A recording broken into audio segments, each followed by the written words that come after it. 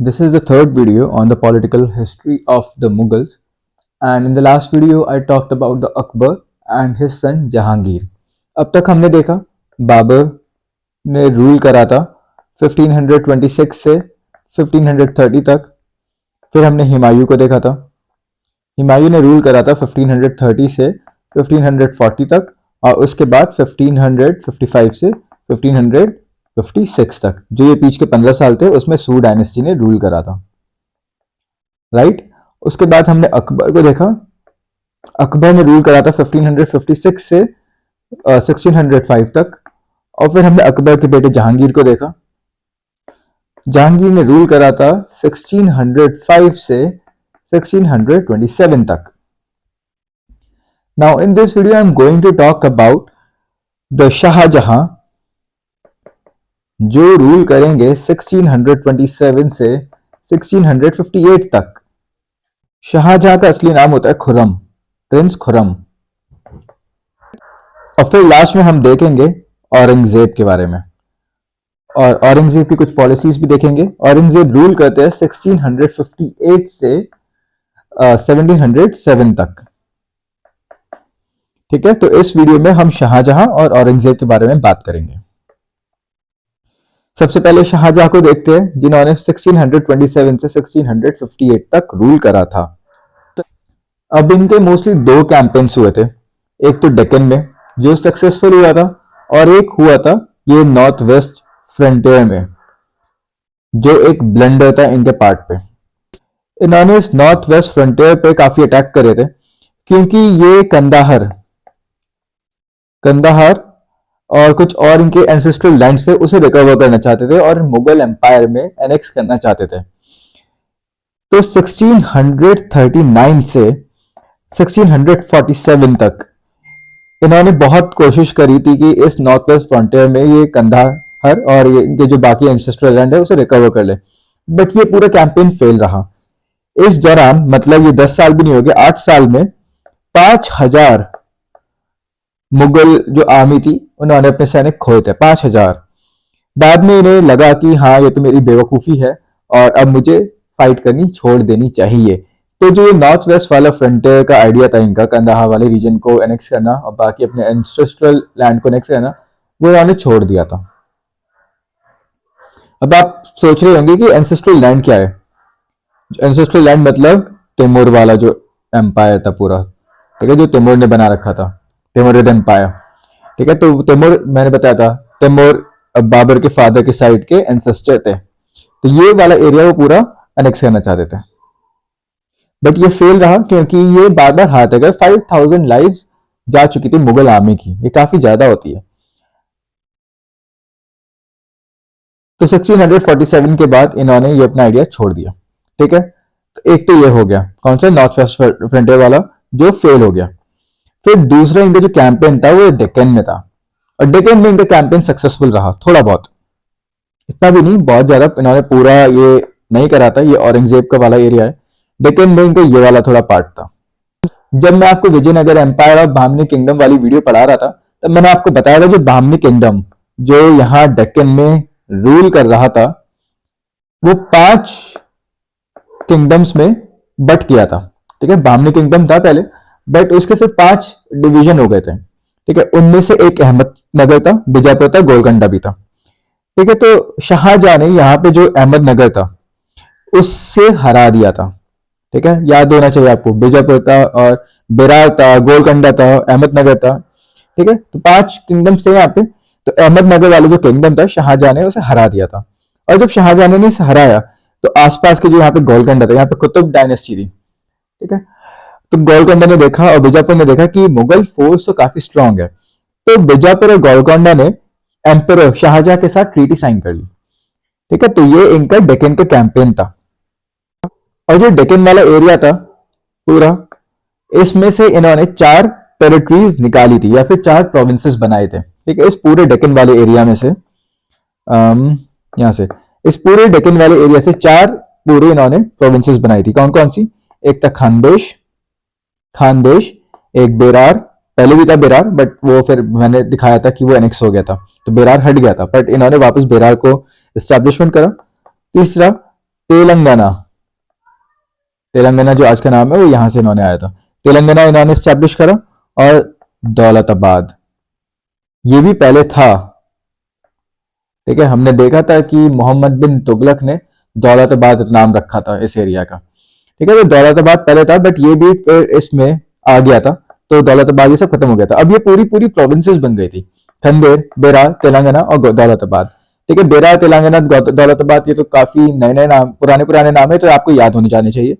जो खंडेर है ये नया नाम है, तो आपको ये याद रखना है। ठीक है, तो ये शाहजहां की कुछ पॉलिसीज थी, तो एक बार मैं आपको फिर से बताता हूँ। दो हम इसकी मिलिट्री कैंपेन्स या फिर पॉलिसीज देखेंगे। सबसे पहले थी नॉर्थ वेस्ट वाली, नॉर्थ वेस्ट फ्रंटियर, जो थी फेल। और दूसरी थी डेक्कन पॉलिसी, और ये थी सक्सेसफुल। नॉर्थ वेस्ट में एक एरिया था कंदाहार, ये इनके एंसेस्टर का एरिया था। ठीक है, आज के अफगानिस्तान वाली साइड पड़ता है ये। तो कंदाहार को ये अपने मुगल एम्पायर में एनेक्स करना चाहते थे, क्योंकि ये चाहते थे कि जो इनका एंसेस्ट्रल लैंड है वो इनके एम्पायर में हो। तो इन्होंने 1639 से 1647 तक 8 साल लगातार कोशिश करी, वहां पे अपनी आर्मी भेजी, लड़ाई करी, बट उसका कोई फायदा नहीं हुआ। और 5,000 सैनिक इनके मारे जा चुके थे। बाद में इन्हें रियलाइज हुआ कि ये वाला जो कैंपेन है बेकार है, पैसे बिना बात में खर्च हो रहे हैं और लोग भी मर रहे हैं। तो ये जो नॉर्थ वेस्ट वाला फ्रंटियर का आइडिया था इन्होंने हटा दिया। फिर कौन सा बचा? फिर बचा डेक्कन का। अब डेक्कन में यहाँ पे अहमदनगर एक किंगडम था, जो किससे बना था? बहामनी किंगडम में से 5 किंगडम निकले थे, उसमें से एक अहमदनगर किंगडम था। अब अहमदनगर के रूलर को इन्होंने हराया, और जब अहमदनगर के रूलर को हराया तो उसके बाद आसपास के किंगडम से, जैसे बीजापुर और गोलकोंडा, ये भी बहामनी किंगडम से निकले थे। इन दोनों ने शाहजहां के साथ ट्रीटी साइन कर ली। तो एक तरीके से बीजापुर, गोलकोंडा और अहमदनगर, जो यहाँ पे डेक्कन में थे, ये इनके रूल में आ गए। अब जो पूरा डेक्कन का एरिया था, उसमें से टोटल इन्होंने 4 प्रोविंसेस निकाले। अब अहमदनगर क्या था, गोलकोंडा क्या था, इनका नाम भूल जाइए, ये तो बस उन्होंने हरा के एनेक्स कर लिया था, ट्रीटी साइन करी या फिर हराया। ठीक, अब ये पूरे मुगल एम्पायर में एनेक्स हो गए। अब जो डेक्कन वाला एरिया है उसमें से इन्होंने सबको मिलाया और 4 छोटे छोटे प्रोविंसेस निकाले। कौन कौन से थे वो? खानदेश, ये एक नया नाम है, तो ये आपको याद रखना है। बाकी बेरार हमें पता है, तेलंगाना पता है, दौलताबाद पता है। और जो डेक्कन का ये एरिया था, ये 4 जो छोटे छोटे प्रोविंसेस थे, इनका एक गवर्नर बैठा दिया, वो था औरंगजेब। औरंगजेब इनका बेटा था। ठीक है, औरंगजेब इनका तीसरा बेटा, थर्ड सन। ठीक है, सबसे पहले था दारा शिकोह, उसके बारे में भी हम देखेंगे। तो ये शाहजहां के 2 मिलिट्री कैंपेन थे।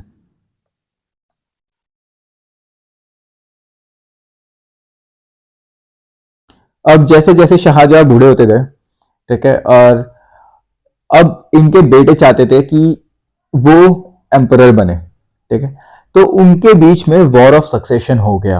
अब 4 बेटे थे इनके, चारों में से किसी एक को एम्परर बनना था, तो चारों आपस में लड़ने लगे थे।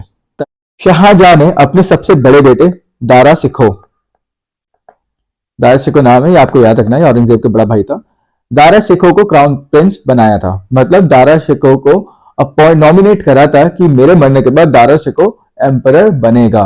बट औरंगजेब को ये वाली बात पसंद नहीं आई थी।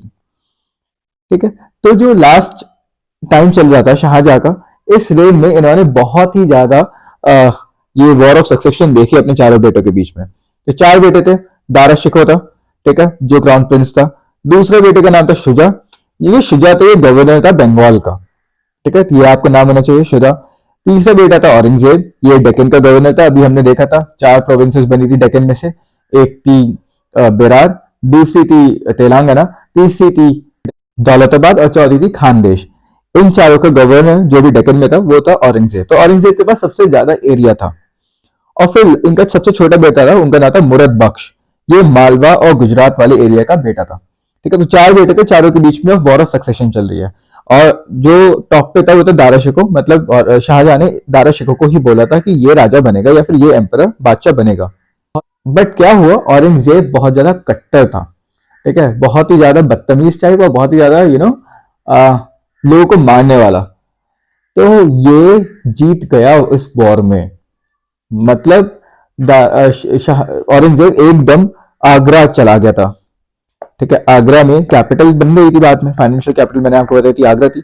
आगरा चला गया था, आगरा में ही शाहजहां था, क्योंकि आगरा में ही शाहजहां ने ताजमहल बनाया था, जहां पे उसने अपनी वाइफ की ग्रेव वहां पे बना रखी थी। ठीक है, तो शाहजहां रहता था आगरा में। तो औरंगजेब आगरा चला गया पूरी अपनी आर्मी को लेके, और वहां पे उसने दारा शिकोह को हरा दिया पूरी इस बैटल में। फिर वो उस फोर्ट के अंदर गया, शाहजहां से बोला कि अब तुम्हें सरेंडर करना पड़ेगा। शाहजहां को फोर्सफुली सरेंडर करवाया। ठीक है, मैंने आपको बताया कि शाहजहां का रेन था 1658 तक। 1658 में डेथ नहीं हुई थी शाहजहां की।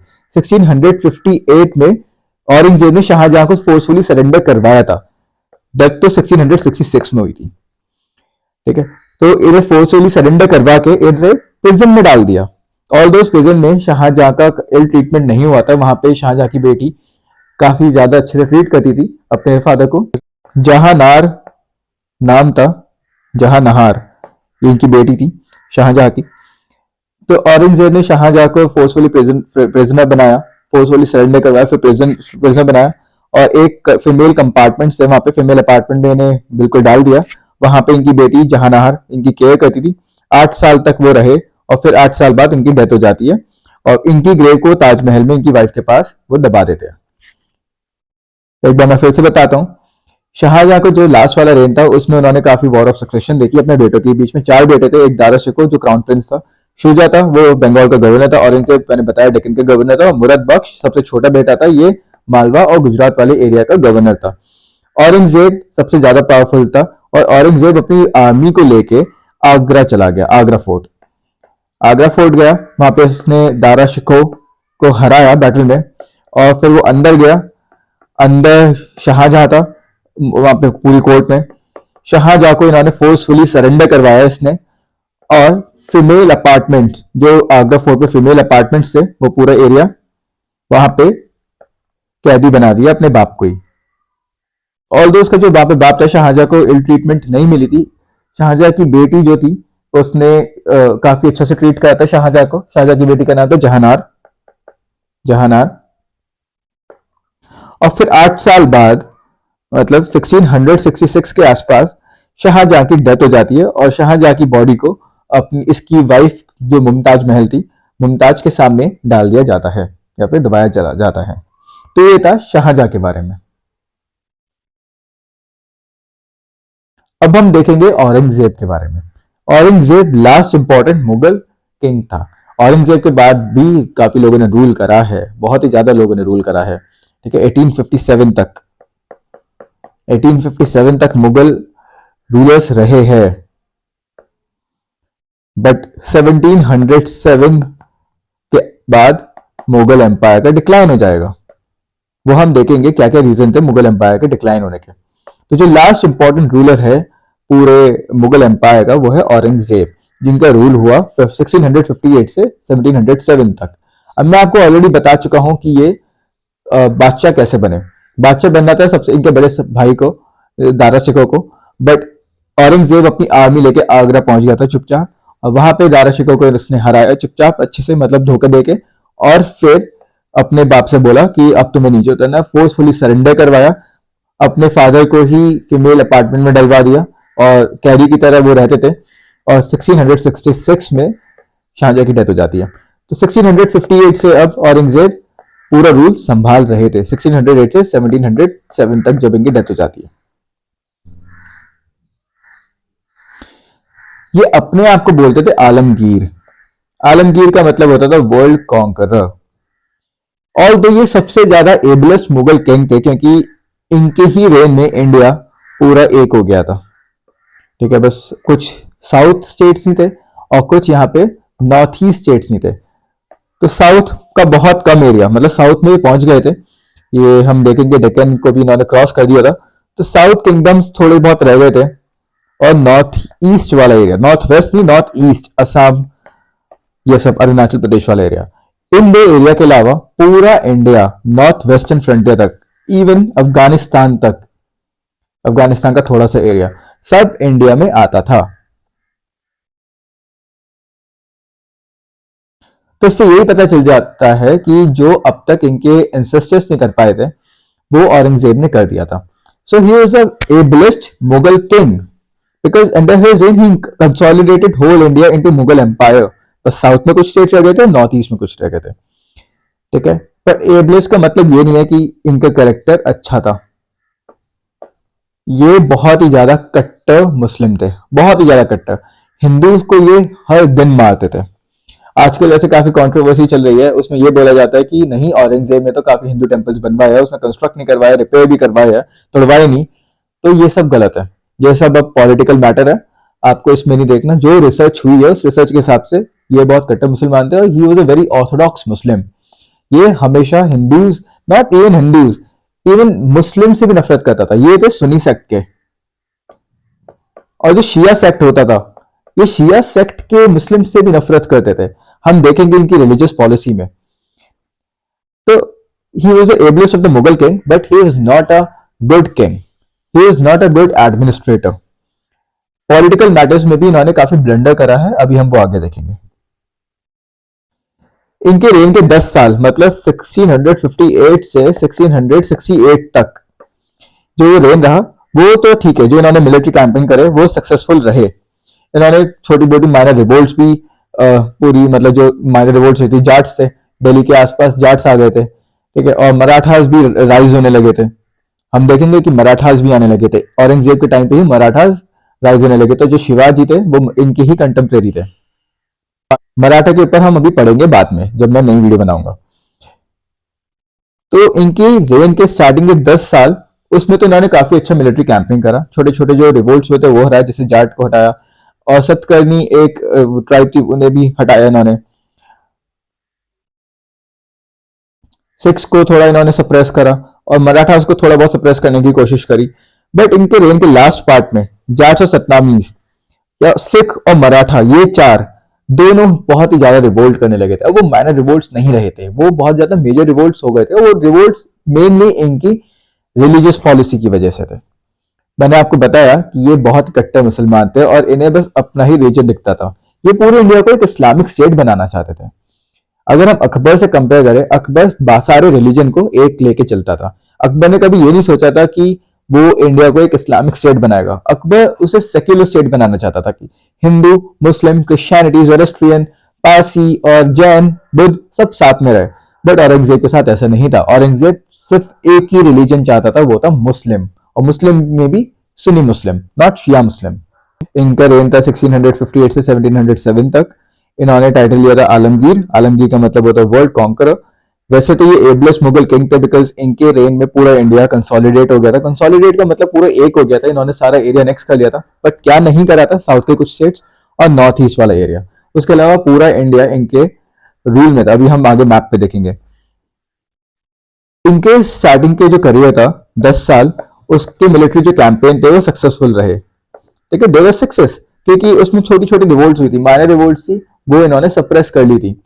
बट बाद में जो इनकी रिलीजियस पॉलिसी थी वो इतनी ज्यादा बेकार थी कि ये जाट से और या सतनामी से या फिर सिक्स भी थे, मराठास भी, इवन मराठास, ये सब चिढ़ने लगे थे मुगल से। ये चारों ही सेक्ट्स मुगल एम्पायर के दुश्मन बन गए थे, नॉट इवन औरंगजेब के, बट पूरे मुगल एम्पायर के। तो जो अकबर ने हिंदू और मुस्लिम का जो गैप बंद करने की कोशिश करी थी, औरंगजेब ने उसे पूरा खोल दिया था, इतना बड़ा।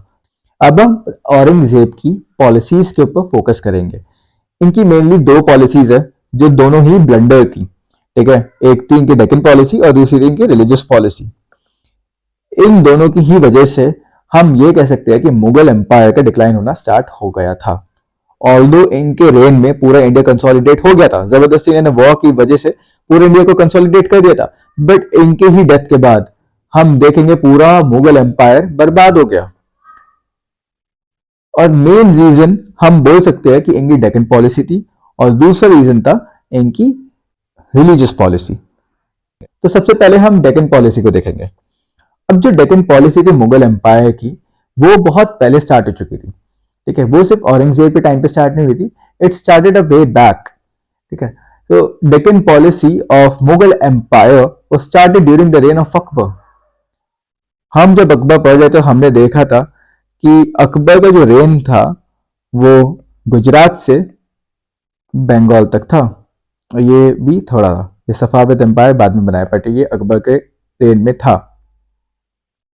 उसके साथ साथ अकबर ने कुछ डेक्कन के भी किंगडम्स एनेक्स कर रखे थे। तो ऐसा था कुछ अकबर का एम्पायर, ये गोलकोंडा नहीं था, अहमदनगर नहीं था, ठीक है, और यहाँ पे बीजापुर ये सब नहीं था। खानदेश और बेरार को अकबर ने कॉन्कर कर लिया था, ठीक है, पहली चीज। फिर इनके बेटे जहांगीर आते हैं। वैसे तो जहांगीर ने ज्यादा कुछ करा नहीं, जहांगीर ने बिल्कुल मिलिट्री कैंपेन नहीं करे थे, क्योंकि वो हमेशा अपनी वाइफ नूर जहां के इन्फ्लुएंस में रहते थे, ठीक है, तो उन्हें ज्यादा टाइम ही नहीं मिला कि वो मिलिट्री कैंपेन्स करे। बट जहांगीर ने इस अहमदनगर, जो ये अहमदनगर था यहाँ पे, इससे हरा दिया था, ठीक है, एनेक्स नहीं करा था। जहांगीर ने बस मलिक अंबर थे अहमदनगर के, इन्हें हराया था, एनेक्स करने की कोशिश करी थी, बट जहांगीर को मैंने आपको बताया वो हमेशा इन्फ्लुएंस में रह गए थे, और जहांगीर के रेन में ही इतने सारे रिवोल्ट होते थे, उनके बेटे रिवोल्ट करते रहते थे, ठीक है। जहांगीर के बेटों ने ही रिवोल्ट करा था। सबसे पहले उनके सबसे बड़े बेटे ने रिवोल्ट करा था, फिर बाद में खुर्रम ने भी रिवोल्ट करा था, जिसका नाम शाहजहां है, क्योंकि वो हमेशा अपनी वाइफ के इन्फ्लुएंस में रहते थे। तो इस अहमदनगर को जहांगीर एनेक्स नहीं कर पाए थे। फिर आते हैं शाहजहां। अब शाहजहां के मैंने आपको बताया था कि इन्होंने इस अहमदनगर के रूलर के साथ फाइट करी थी और अहमदनगर को अपने किंगडम में एनेक्स कर दिया था। तो शाहजहां के रेन में अहमदनगर मुगल एम्पायर का पार्ट बना, ठीक है। और अभी हमने शाहजहां के टाइम पे देखा कि अहमदनगर के साथ तो फाइट करी, इसे एनेक्स कर लिया। उसके साथ साथ जो ये गोलकोंडा वाला एरिया था और एक और था बीजापुर, इन दोनों एरियो के जो किंगडम थे, सुल्तान थे, वो डर गए थे और इन्होंने शाहजहां के साथ एक ट्रीटी साइन करी थी। मतलब ये लोग रूल करते थे, बट ये अपना जो था ट्रिब्यूट वो पे करते रहते थे शाहजहां को। और फिर मैंने ये भी बताया था कि शाहजहां ने पूरे डेक्कन में औरंगजेब को गवर्नर बना दिया था। उस पूरे डेक्कन में से इन्होंने 4 किंगडम्स निकाले थे, 4 प्रोविंसेस निकाली थी। एक थी तेलंगाना, दूसरी खानदेश, फिर बेरार, एक थी दौलताबाद, और इन सब के गवर्नर थे औरंगजेब। तो आप देखिए औरंगजेब ने डेक्कन पॉलिसी स्टार्ट नहीं करी थी, डेक्कन पॉलिसी तो स्टार्ट करी थी अकबर ने, फिर कंटिन्यू करी जहांगीर ने, फिर कंटिन्यू करी शाहजहां ने। अब उसे आगे कंटिन्यू करेंगे औरंगजेब। अब वो बहुत गड़बड़ कर देते हैं इस चीज में। जब औरंगजेब एम्परर बने, बीजापुर में और गोलकोंडा ये पूरा इन्होंने इन्वेड कर दिया, एनेक्स कर दिया, ठीक है। अब आप देखिए शाहजहां ने सिर्फ ट्रीटी साइन करी थी, ये लोग सिर्फ ट्रिब्यूट पे करते थे उन्हें। गवर्नर थे कौन? औरंगजेब, बट रूल अभी भी यहाँ के रूलर थोड़ा बहुत करते रहते थे, सिर्फ ट्रिब्यूट पे करते थे। बट औरंगजेब ने क्या करा, इन पूरे एरिया को ही मुगल एम्पायर में नेक्स्ट कर दिया। पूरा ही इन्हें कंट्रोल जो था बीजापुर और गोलकोंडा के साथ पूरा खत्म कर दिया।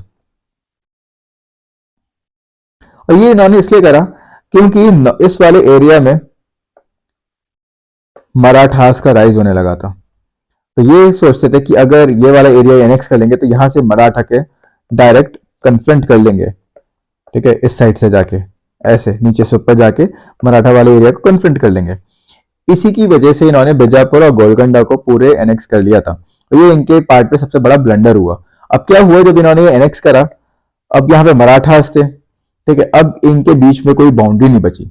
अब मराठास और मुगल्स का डायरेक्ट कन्फ्रंटेशन होता था, जिसकी वजह से दोनों साइड बहुत ज्यादा कैजुअलिटीज आती थी। और हमें पता है कि मराठास बहुत ज्यादा स्ट्रांग थी और औरंगजेब भी मराठास को रोक नहीं पाए थे। तो बीजापुर में तो सिकंदर शाह रूल कर रहे थे और गोलकोंडा में तो कुतुब शाही डायनेस्टी, इन दोनों को इन्होंने हरा दिया था। तो जो डिस्ट्रक्शन था डेक्कन का, ये बहुत बड़ा ब्लंडर था इनके पार्ट में। मैंने आपको बताया मराठा और मुगल के बीच में जो बैरियर था वो हट गया, ये डेक्कन ही एक बैरियर था, वो बिल्कुल हट गया। और उसके साथ ही जो डेक्कन की इनकी पॉलिसी थी, उसमें जो इन्होंने वॉर करी, मैंने आपको बताया वॉर किसके साथ करी, बीजापुर के साथ करी, गोलकोंडा के साथ वॉर करी, ठीक है। सिकंदर शाह को हराया था बीजापुर को, कुतुब शाही डायनेस्टी को हराया था गोलकोंडा की। जो ये वॉर करी बहुत ही ज्यादा पैसा लग गया, तो रॉयल ट्रेजरी बिल्कुल खाली होने वाली थी, एग्जॉस्ट हो चुकी थी। तो ये भी बहुत बड़ा ब्लंडर था इनके पार्ट पे। तो डेक्कन पॉलिसी इसलिए ही इनकी फेल हो गई। ऑल्दो ये किंगडम तो एनेक्स कर लिया इन्होंने, ठीक है, इतना बड़ा ये पूरा कंसोलिडेट कर दिया मुगल एम्पायर, बट ट्रेजरी खाली हो गई। दूसरा, यहाँ पे जो एक बॉर्डर था वो पूरा हट गया। अब मराठास और मुगल्स का डायरेक्ट कन्फ्रंटेशन हो सकता था और हुआ भी, हम देखेंगे आगे बहुत हुआ भी। तो डेक्कन पॉलिसी फेल हुई। अब हम देखेंगे औरंगजेब की रिलीजियस पॉलिसी। अभी मैंने आपको बताया कि जो औरंगजेब था, he was an orthodox Muslim, he was a staunch follower of Islam and also was a orthodox Muslim. ठीक है, एक तो ये हो गया कि इस्लाम का बहुत ही कोई बड़ा फॉलोअर है, ठीक है, स्टॉन्च फॉलोअर, कट्टर बिल्कुल फॉलोअर, वो बात ठीक है। बट साथ में ऑर्थोडॉक्सी, मतलब कोई रिफॉर्म मूवमेंट्स नहीं आने देना, ये गलत हो जाता है। ठीक है, तो जो औरंगजेब थे, स्टॉन्च फॉलोअर तो थे वो इस्लाम के, ठीक है, बहुत सारे रूलर्स रहे हैं, बट उसके साथ साथ वो थोड़े रिफॉर्मेटिव भी थे, वो थोड़े रिलीजियस टॉलरेंट भी थे। बट औरंगजेब ऐसे नहीं था। औरंगजेब वो ऑर्थोडॉक्स मुस्लिम, और वो इंडिया को एक सेक्युलर स्टेट नहीं बनाना चाहते थे जैसे इनके ग्रैंडफादर, ग्रेट ग्रैंडफादर अकबर बनाना चाहते थे। औरंगजेब पूरे इंडिया को एक इस्लामिक कंट्री बनाना चाहता था। औरंगजेब को लगता था कि वो सारे हिंदूज को खत्म कर देगा, सारे क्रिश्चियंस को खत्म कर देगा, जितनी भी कम्युनिटीज और रिलीजन थे इंडिया में, औरंगजेब को लगता था वो सबको खत्म करके फिर सबको फोर्सफुली कन्वर्ट करवा के पूरे इंडिया को एक इस्लामिक स्टेट बना देगा। बट ऐसा नहीं हो पाया। So he was a staunch and orthodox Muslim who wanted to transform India into an Islamic state. तो ये किसी और रिलीजन को मानता ही नहीं था। इसके लिए हिंदू, क्रिश्चियन, पारसी, जोरेस्ट्रियन, जैन सबको मारता रहता था, ये किसी की नहीं सुनता था। आजकल कंट्रोवर्सी चल रही है कि नहीं, इनके एडमिनिस्ट्रेशन में, औरंगजेब के एडमिनिस्ट्रेशन में बहुत अच्छे अच्छे पोस्ट पे हिंदूज रहे हैं, बट ऐसा नहीं है, कोई एविडेंस नहीं है। ये सब पॉलिटिकल मैटर्स चल रहा है आजकल, ठीक है, ताकि औरंगजेब की एक जो इमेज है वो अच्छी रहे। अभी औरंगजेब की मूवी भी आई थी, उसे प्रमोट करने के चक्कर में भी ये वाला कुछ ऐसा कंट्रोवर्सी चल रही है, ताकि लोग वहां पे जाके देखें। लोगों ने काफी अपोज करा कि नहीं, हम औरंगजेब की मूवी नहीं देखेंगे, तो उस मूवी को भी देखने के लिए ये सब चीजें आ रही है। बट इस चीज का कोई एविडेंस नहीं है कि Aurangzeb was a religious tolerant या फिर इनकी एडमिनिस्ट्रेशन की हाई पोस्ट पे हिंदूज थे, ऐसा नहीं है। कुछ लोग ऐसा भी बोलते हैं कि इन्होंने बहुत सारे मंदिर बनवाए, ऐसा नहीं है। मथुरा और बनारस का जो मंदिर था, काफी बहुत फेमस मंदिर था, इन्होंने पूरा टुकड़ों टुकड़ों में बांट दिया था। अभी हम देखेंगे इनकी रिलीजियस पॉलिसी में इन्होंने पूरा एक डिपार्टमेंट बना दिया था, ठीक है, एक पूरा एक अलग नया डिपार्टमेंट था जो मॉरल कोड को इन्फोर्स करता था, ठीक है, और उस पूरे डिपार्टमेंट को एक ऑफिसर गवर्न करता था जिसे कहते थे मुतासिब। ठीक है, मुतासिब वॉज एन ऑफिसर, मुतासिब, and he had this new department to enforce moral codes. ठीक है, कोई भी अगर इस्लाम सही से नहीं मानता था, उसे वो पनिश करते थे। कोई भी अगर कोई फेस्टिवल सेलिब्रेट करता था जो सुन्नी मुस्लिम के फेस्टिवल से अलग हो, तो भी औरंगजेब का जो ये मुसातिफ था या फिर नया डिपार्टमेंट था, उसे पनिश करता था, और वो पनिशमेंट हमेशा डेथ होती थी। इन्होंने ड्रिंकिंग प्रोहिबिट कर दी, ठीक है, और ड्रिंकिंग के साथ साथ जो ड्रग्स थे या फिर भांग की कल्टिवेशन थी, उस पर भी बैन लगा दिया। इतना ये ऑर्थोडॉक्स ही थे, इतने ज्यादा ऑर्थोडॉक्स मुस्लिम थे कि इन्होंने अपने कोर्ट में ही, जैसे अपने कोर्ट में ही म्यूजिक प्ले करना बंद कर दिया। ठीक है, तो मैंने बताया था कि अकबर के भी 9 रत्न थे, उसमें से एक तानसेन था, और तानसेन अब तक का सबसे बड़ा म्यूजिशियन रहा है। ठीक है, तानसेन और बेजू बाबरा, ये सब अकबर के टाइम पे थे। तो इतने ज्यादा अच्छे म्यूजिशियंस थे मुगल कोर्ट में, पर औरंगजेब ने सबको हटा दिया। औरंगजेब ने पूरा प्रोहिबिट कर दिया म्यूजिक को रॉयल कोर्ट में। साथ साथ इसने जोर कर दर्शन की प्रैक्टिस होती थी, उसे भी बैन कर दिया, डिसकंटिन्यू कर दिया। अब जो ये जारो का दर्शन ये है क्या? जो ये जारो का दर्शन है, ये एक हिंदू प्रैक्टिस थी। ठीक है, हिंदू प्रैक्टिस थी। इस प्रैक्टिस में क्या होता था, जो किंग्स होते थे वो बालकनी में आते थे, ठीक है, और बालकनी में आके जो ऑडियंस है वहां पे उनकी प्रॉब्लम सुनते थे और उस प्रॉब्लम को सॉल्व करते थे। हमने बहुत सारी मूवी में देखा है, इवन हमने अकबर के टाइम पे भी देखा है कि अकबर एक कोर्ट में बैठे हुए और वहां पे लोग आ रहे हैं और अपनी प्रॉब्लम बता रहे हैं, और अकबर एक बालकनी में बैठे हुए हैं। ठीक है, हमने बहुत सारी मूवीज में बहुत सारे किंग जैसे करते थे मिडिवल टाइम के। तो ये हिंदू प्रैक्टिस थी, और इस हिंदू प्रैक्टिस ने सबसे पहले मुगल ने अडॉप्ट करा था, हुमायूं ने सबसे पहले जारोखा दर्शन को अपनाया था। बट अकबर के पास सारा क्रेडिट जाता है इस चीज का कि अकबर ने फिर इसे पूरा मुगल में स्टार्ट करवाई। तो ये जो जारोका दर्शन की प्रैक्टिस थी, ये हिंदू प्रैक्टिस थी एक तो, और ये औरंगजेब मानता था कि इस्लाम के कॉन्ट्ररी में है। तो इस जारोका दर्शन के प्रैक्टिस को इसने बंद करवा दिया था। मतलब अब ये बालकनी में नहीं आता था, और ये किसी भी हिंदू की या फिर किसी भी मुस्लिम की किसी की भी प्रॉब्लम नहीं सुनता था, उन्हें सॉल्व नहीं करता था। तो म्यूजिक बैन कराया कोर्ट में, और उसके साथ जारोका दर्शन को भी बैन करा दिया, डिसकंटिन्यू करा दिया। चारों का दर्शन तो छोड़ो, दशहरा, ये जो दशहरा था ये दशहरा ही है, ठीक है। दशहरा का जो फेस्टिवल होता था जो हिंदूज मनाते थे, उस पर भी बैन लगा दिया, डिसकंटिन्यू करा दिया दशहरा को। इनकी कोर्ट में जो रॉयल एस्ट्रोनॉमर्स थे या फिर एस्ट्रोलॉजर्स थे, ये मेनली हिंदू होते थे, ठीक है। जो एस्ट्रोनॉमी है या फिर एस्ट्रोलॉजी है, दोनों ही वेद से आए हैं, वेद से इनका पूरा ओरिजिन हुआ है। तो और एस्ट्रोनॉमर्स और एस्ट्रोलॉजर्स को भी बैन करा दिया, ठीक है। उनकी सर्विस को डिसमिस कर दिया रॉयल कोर्ट से, उन्हें अनएम्प्लॉयड कर दिया, ठीक है। तो आप देखिए, म्यूजिक बंद करा, फिर जारो का दर्शन को डिसकंटिन्यू करा, दशहरा के जो सेलिब्रेशन है उसे डिसकंटिन्यू कर दिया पूरे अपने एम्पायर में। एस्ट्रोनॉमर्स और एस्ट्रोलॉजर्स जो रॉयल कोर्ट में थे, उन्हें अपनी सर्विस से हटा दिया। इतना भी नहीं था कि इन्होंने बाद में नए नए मंदिर जो बनते थे उनकी कंस्ट्रक्शन पे बैन लगा दिया। पुराने मंदिर को तुम रिपेयर नहीं करा सकते थे, और कोई नया मंदिर नहीं बनेगा। इनिशियल पॉलिसी तो इनकी ये रही, क्योंकि ये पूरे इंडिया को एक इस्लामिक स्टेट बनाना चाहता था। ये नहीं चाहता था कि इस्लाम के अलावा, इस्लाम में भी सुन्नी इस्लाम के अलावा कोई और सेक्ट रहे, ठीक है। तो इन्होंने इसने टेम्पल कंस्ट्रक्ट करवाना बंद कर दिया। टेम्पल कंस्ट्रक्ट करवाने के बाद इसने जो पुराने टेम्पल रिपेयर होते थे वो भी बंद करा दिया। और इतना ही काफी नहीं था, बाद में इसकी एक पॉलिसी आई जिसमें हिंदू टेम्पल को डिस्ट्रॉय करने लगा। So later he begin the policy of destroying Hindu temples. और जो टेम्पल मैंने बताया, टेम्पल ऑफ बनारस और टेम्पल ऑफ मथुरा था, वो पूरा इसने मिट्टी में मिला दिया। तो आजकल जो कंट्रोवर्सी चल रही है कि नहीं इसने बहुत टेम्पल बनाए, इसने डिस्ट्रॉय करे बट उससे ज्यादा इसने टेम्पल बनाए, वो सब गलत है। वो सब मूवी का प्रमोशन के लिए था, और वो सब एक पॉलिटिकल मैटर है। तो हम पॉलिटिक्स में ना घुसते हुए मैं बस आपको फैक्ट्स बताना चाहता हूँ। जो रिसर्च हो रखी है, जो आर्कियोलॉजिकल सर्वे ऑफ इंडिया ने पूरी रिसर्च कर रखी है और जिसने भी कर रखी है, वो उस रिसर्च से ये पता चलता है कि इसने सारे टेम्पल को तोड़वाया। पहले कंस्ट्रक्शन बैन करवाई, फिर रिपेयर बैन करवाया, और उसके बाद जितने भी टेम्पल्स थे उन्हें तोड़वाना स्टार्ट करा। और उसका एग्जाम्पल है मथुरा के टेम्पल और बनारस के टेम्पल। अकबर ने जिज़्या और पिलग्रिम टैक्स को हटा दिया था। मैंने आपको बताया था अकबर की जो रिलीजियस पॉलिसी थी वो काफी सेक्युलर लाइंस पे थी, बट औरंगजेब ने ऐसा नहीं करा। औरंगजेब ने वापस 1679 में जिजिया भी वापस ले आई और पिलग्रिम टैक्स भी ले आई। ये क्या था मैंने आपको ऑलरेडी बता चुका हूं, फिर भी एक बार बताता हूं। जिजिया हिंदूज को देना पड़ता था, क्योंकि हिंदूज मुस्लिम्स के जिम्मीज माने जाते थे। जिम्मीज का मतलब होता था प्रोटेक्टेड सब्जेक्ट, राइट। तो जिम्मीज जो हिंदू को बोलते थे, उन्हें जिजिया देना पड़ता था। जिजिया एक टाइप का टैक्स था, वो टैक्स देते थे हिंदूज, और उसके बदले मुस्लिम्स इन्हें प्रोटेक्ट करते थे। जो एम्पायर था पूरा उन्हें प्रोटेक्ट करता था, तो जिजिया देना पड़ता था। जिजिया के अलावा पिलग्रिम टैक्स भी देना पड़ता था। पिलग्रिम टैक्स जैसे मुस्लिम अगर मेका जाए, मदीना जाए, वो उनकी तीर्थ यात्रा टाइप हो गई। तो वैसे ही अगर हिंदू जाए, जैसे हिंदू जा रहा है केदारनाथ, तो उस वहां पे जाने के लिए हिंदू को एक टैक्स देना पड़ता था, जैसे पिलग्रिम टैक्स दिया जाता था, ठीक है। तो अपने भगवान से मिलने पे भी हिंदू पे टैक्स लगाया जाता था।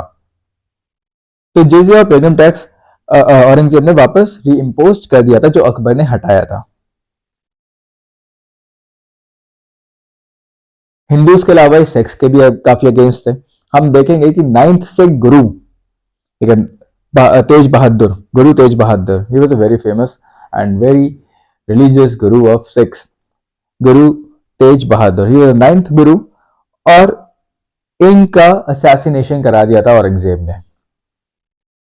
उसके बाद ही जो सिख कम्युनिटी है वो वॉरियर कम्युनिटी बन गई। So after the assassination or after the execution of Sikh Guru Tej Bahadur, he was the ninth Sikh Guru. The Sikh the Sikh community transformed into a warrior community. तो जो 10th गुरु आए, उन्होंने ही फिर Sikh community को सिखाना start करा कि अब तुम्हें अपने हथियार उठाने पड़ेंगे, ताकि तुम अपने धर्म को बचा सको, अपने रिलीजन को बचा सको, सिखिज्म को बचा सको। इसी के बाद से एग्जीक्यूशन ऑफ गुरु तेग बहादुर के बाद से ही सिख कम्युनिटी वॉरियर कम्युनिटी बन गई। और इसका पूरा जो क्रेडिट जाता है वो जाता है औरंगजेब को, क्योंकि औरंगजेब ने एग्जीक्यूट करा दिया था इसे। औरंगजेब को सिख कम्युनिटी से बहुत ज्यादा नफरत थी। तो अब आप देखिए, हिंदूज दुश्मन बन गए, ठीक है, रिलीजियस पॉलिसी की वजह से। सिख दुश्मन बन गए, ठीक है, हिंदूज में राजपूत भी थे और जाट भी थे। मराठास भी थे हिंदूज में, और मराठास भी दुश्मन थे इसके। और उसके अलावा सतनामी, सतनामी भी एक ट्राइब थी, वो भी दुश्मन बन गई थी। तो औरंगजेब की रिलीजियस पॉलिसी की वजह से ये सारे सेक्ट्स पूरे मुगल एम्पायर से नफरत करने लगे थे, ठीक है। They became the enemies of Mughal empire, and all the credit goes to the great great great, sarcasm में बोल रहा हूं, औरंगजेब, ठीक है। तो डेक्कन पॉलिसी बर्बाद थी, डेक्कन पॉलिसी की वजह से भी मुगल एम्पायर का डिक्लाइन हुआ, और फिर जो इसकी रिलीजियस पॉलिसी थी, इसने तो बिल्कुल मजे दिला दिए। अब हम औरंगजेब को एक बार पर्सनालिटी देखते हैं, उसका करेक्टर देखते हैं कि कैसा था। मैंने आपको बताया सबसे ज्यादा एबलेस्ट मुगल एम्पायर एम्परर था। वो इसलिए था क्योंकि ये बहुत ज्यादा डिसिप्लिन था और इंडस्ट्रियस था। ये एक तो इंडस्ट्रीज खोलना चाहता था काफी, कि लोग खुद काम करें, एम्प्लॉयमेंट मिले सिर्फ मुस्लिम्स के लिए, नॉट हिंदूज के लिए, ठीक है। और दूसरा डिसिप्लिन था, ये बिल्कुल टाइम पे चीजें करता था, ये कोई गलत काम नहीं करता था, कोई नशा नहीं करता था, ठीक है। सिंपल खाना खाता था, सिंपल कपड़े पहनता था। ऐसा नहीं था कि ये राजा है तो ये कुछ महंगा महंगा करेगा, महंगा खाना खाएगा, महंगा कपड़ा पहनेगा, ऐसे नहीं था। ये बहुत ही सिंपल खाना खाता था, सिंपल सिंपल कपड़ा पहनता था। उसके अलावा ये जो रॉयल टैक्सेस होते थे, जो टैक्सेस होते थे रॉयल ट्रेजरी में जाते थे, ये उससे अपना खर्चा नहीं चलाता था। उससे ठीक है, इसका रॉयल हाउस होल्ड चलता होगा, बट ये अपना जो पर्सनल खर्चा चलाता था, ये कुरान को कॉपी करता था। कुरान को कॉपी करके उसे मार्केट में बेचता था, और उससे जो पैसे आते थे उससे औरंगजेब अपना खर्चा चलाया करता था, ठीक है। He earn money for his personal expenses by copying Quran and selling those copies, ठीक है। तो he was very discipline person. उसके अलावा ये थोड़ा बहुत पढ़ा लिखा भी था। ये अरेबिक और पर्शियन लैंग्वेज में बहुत अच्छा पढ़ा लिखा था, और इसे बुक्स पढ़नी बहुत ही ज्यादा पसंद थी। अब इसके पार्ट में ब्लंडर क्या क्या हुआ, पॉलिटिकल मैटर्स पे इसने बहुत ही ज्यादा मिस्टेक करी, ठीक है। हमें पता है डेक्कन पॉलिसी बहुत ही बड़ी बेवकूफ़ी थी। डेक्कन पॉलिसी की वजह से एक तो बैरियर हट गया था, ठीक है, और दूसरा इसकी रॉयल ट्रेजरी खाली हो गई थी। इसने मराठास का ट्रू नेचर नहीं समझा। इसे लगता था कि मराठास बस ऐसे वैसी एक छोटी रिवोल्ट है, जो मराठा मूवमेंट है, और वो बंद हो जाएगा। बट आखिरी में मराठा मूवमेंट ही जीत गया, ठीक है। तो he misunderstood the true nature of Maratha movement, और हमेशा मराठास को दुश्मन बनाने की कोशिश करी, उनके साथ लड़ता रहा, कभी उनके साथ कुछ भी कोई उनकी प्रॉब्लम सॉल्व नहीं करी। दूसरी डेक्कन पॉलिसी में मुस्लिम रूलर्स थे, वो थे शिया सेक्ट के, और ये था सुन्नी सेक्ट का।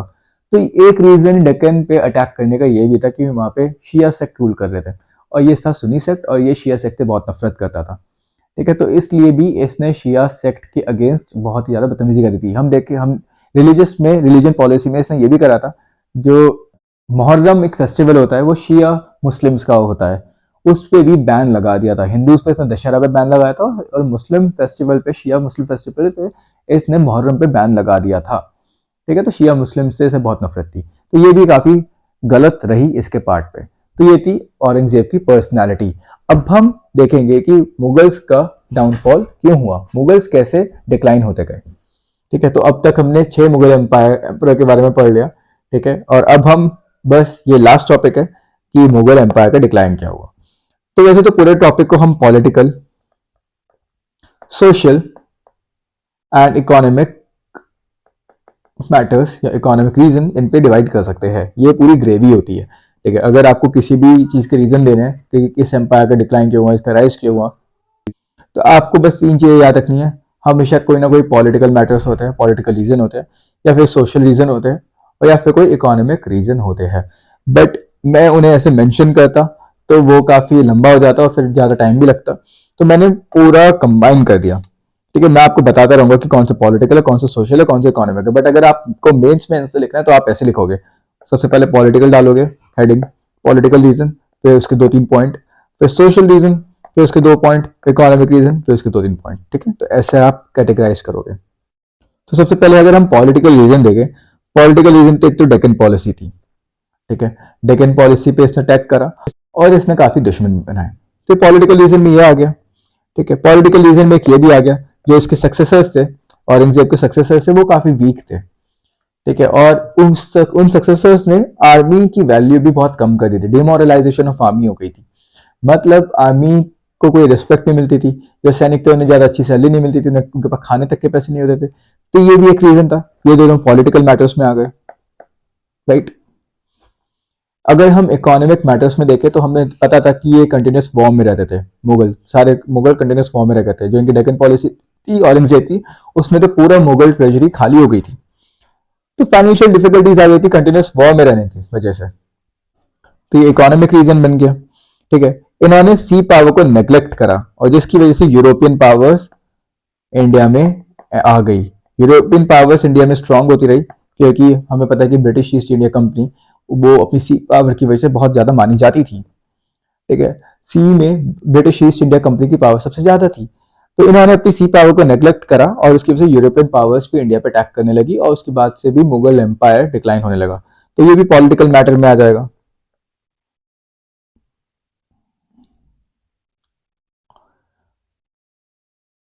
सोशल मैटर पे क्या होगा? सोशल मैटर पे रिलीजियस पॉलिसी आ जाएगी, ठीक है। रिलीजियस पॉलिसी हमने देखा था कि ये सबसे नफरत करता था, मंदिर तोड़वाता था, कंस्ट्रक्शन नहीं करवाता था, सिर्फ मस्जिदें करवाता था, ठीक है। फोर्सफुली कन्वर्जन होते थे, ये सब रिलीजियस पॉलिसी आ जाएगी।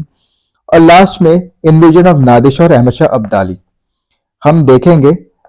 अहमद शाह अब्दाली आएगी और थर्ड बैटल ऑफ पानीपत होगी। ये वैसे होती है मराठा और अहमद शाह अब्दाली के बीच में, हम ये आगे देखेंगे। और इन दोनों के बारे में हम आगे ही पढ़ेंगे। पर इनका भी इन्वेजन होता है इंडिया में और ये इंडिया से बहुत सारा पैसा लूट के जाते हैं। तो मुगल एम्पायर वैसे ही डिक्लाइन हो रहा था और ये दोनों बिल्कुल ठप्पा लगा देते हैं कि नहीं अब तो बिल्कुल बंद। ऑल द मुगल एम्पायर पूरा, नॉट एम्पायर बट जो मुगल किंग्स थे वो 1859 तक, 57 तक, सॉरी 1857 तक रहा था last Mughal king Bahadur Shah two. उसके बाद पूरा मुगल इंडिया से खत्म हो जाता है। तो ये था हमारी पॉलिटिकल हिस्ट्री ऑफ मुगल।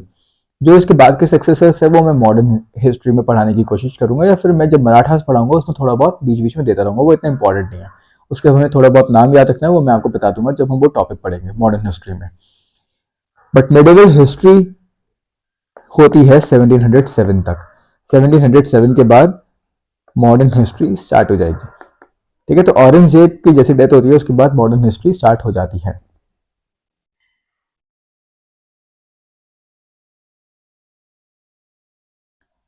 तो हमने पॉलिटिकल डेवलपमेंट देख ली मुगल एम्पायर की। अब नेक्स्ट वीडियो में बनाऊंगा वो मुगल एम्पायर के ऊपर ही होगी, बट उसमें मैं मुगल एम्पायर की social condition, political condition and religious life, art and architecture, ये सब छोटी छोटी चीजें आपको बताऊंगा क्योंकि वो मेन पर्सपेक्टिव से काफी इंपॉर्टेंट हो जाता है। तो अब हम नेक्स्ट वीडियो में मिलेंगे।